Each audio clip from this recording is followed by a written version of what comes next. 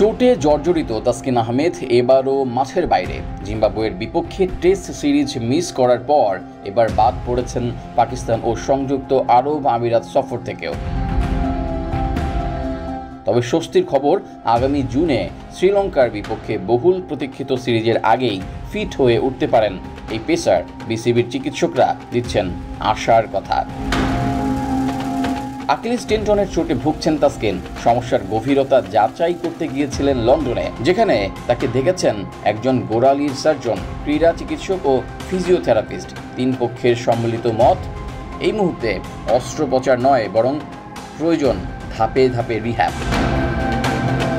বিসিবির প্রধান চিকিৎসক ডাক্তার দেবাশিস চৌধুরী, যিনি তাসকিনের সঙ্গে ছিলেন ইংল্যান্ড সফরে, এক বিবৃতিতে বলেন, বিশেষজ্ঞদের মত অনুযায়ী তাসকিনের জন্য অস্ত্রোপচার ছাড়াই রিহাবই এখন সবচেয়ে কার্যকর পথ। তাকে ধাপে ধাপে ফিটনেসে ফেরাতে এবং চোট নিয়ন্ত্রণে রাখতে রিহাব প্রোগ্রাম সাজানো হয়েছে।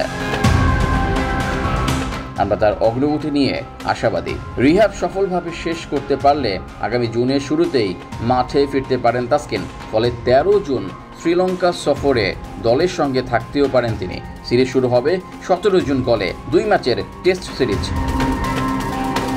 এরপর রয়েছে ওয়ানডে ও টি-20 সিরিজও।